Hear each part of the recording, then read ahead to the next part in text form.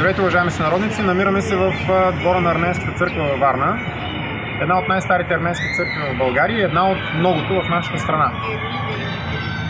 Причината да се намираме тук е това, че вчера сутринта, рано сутринта, в 7 часа, войските на Азербайджан нападнаха изненадващо Нагорни Карабах и Армения, в резултат на което днес тези три държави, Република Нагорни Карабах, Армения и Азербайджан, са и трите във военно положение и водят пълномащабен военен конфликт. Иначе казано, избухна война.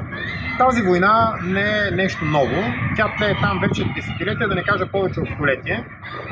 Реално погледнато, първите корени на конфликта в Нагорни Карабах се зараждат още в началото на 20-те години на миналия век, когато след като Съветския съюз се създава като държава и Армения и Азербайджан стават част от Съветския съюз, там се определят новите държавни граници и се взема решение на Нагорни Карабах да стане автономна територия в състава на Азербайджан, въпреки че е населена само с арменци.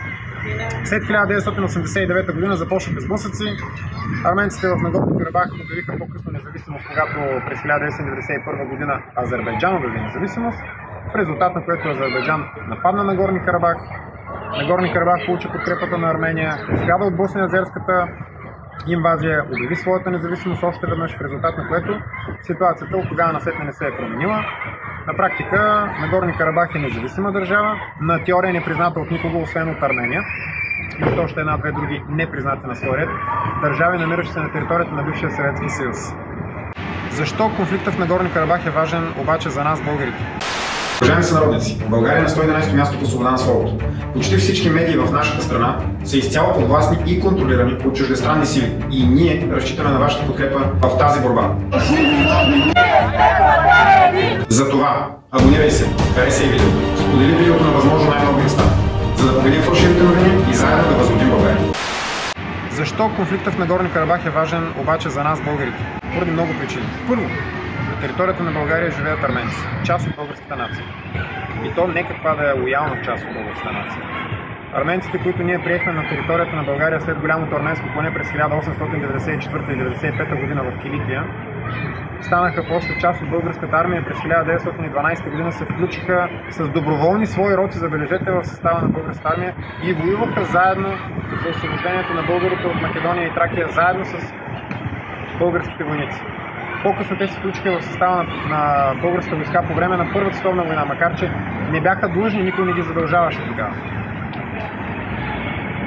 В Армения има хилядолетно българско присъствие още от времето, когато първите прабългари започват да се заселват там през 4 век.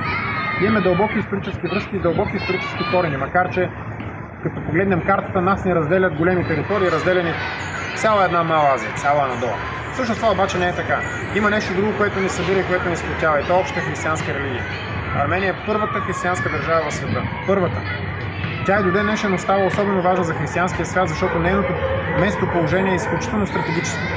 Тя разделя на две тюркския свят и се вбива дълбоко на юг в сърцето на ислямския свят. Защото ако и нямаше Армения, щеше да има една непрекъсната ивица от тюркски държави, които почват от Одрин, минават през Турция, Азербайджан, от друга страна на Каспийско море са 5 централно-азиатски републики, от които 4 Казахстан, Киргизстан, Узбекистан и Туркменистан са тюркски, за да стигнем до Монголия. Така че положението на Армения е изключително важно. В този момент, сега, в Армения и в Нагорни Карабах се води война. Сблъсък на цивилизациите, както би казал Самюел Хантингтън. Само че тук не говорим за сблъсък на цивилизацията, говорим за нещо много по-лошо, говорим за сблъсък на цивилизацията с варварството. Говорим за сблъсък на християнството с исляма, говорим за една извечна война. В тази война ние, българите, трябва да се определим. Ние сме страдали доста. Страдали сме изключително много от натиска на исляма.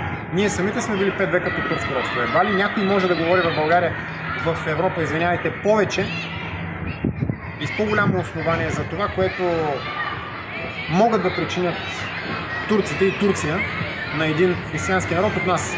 Само че ние не го правим в момента. Защо? Много просто. България се управлява от турски и американски агенти и шпиони. И това е откровен доказан факт. България се управлява от турски и американски режим. Никога нашата държава няма да излезе с декларация в защита на Армения и на братския арменски народ. Тук е момента ние от Възраждане да заявим обаче като една независима българска организация, че подкрепяме Армения, че подкрепяме Нагорни Карабах, че подкрепяме борбата на арменците за свобода, за независимост, за териториална цялост на арменската нация. Защото от 1915 година до сега Турция не се е отказала от своето намерение, от своя пъклен замисъл да ликвидира веднъж за винаги арменците, да приключи с арменския въпрос. Защото геноцида от гледна точка на турците не е приключен. Така че тази война в момента е просто една поредна брънка от една верига, която се завърта и която се стяга около гърлото на арменския народ. Ние българите, които сме страдали много, които сме били поробени и които сме носили теглилата и носим следите на бича на исляма, не трябва да забравяме никога в какво състояние сме били, защото утре можем да бъдем в същото състояние и ние. Трябва да излезем и да подкрепим братския арменски народ и да заявим, че каквото зависи от нас, можем да го направим във всеки един момент. Най-малкото като морална подкрепа. Затова призовавам всеки един от вас, който има възможност, напишете нещо по въпроса. Споделете дори.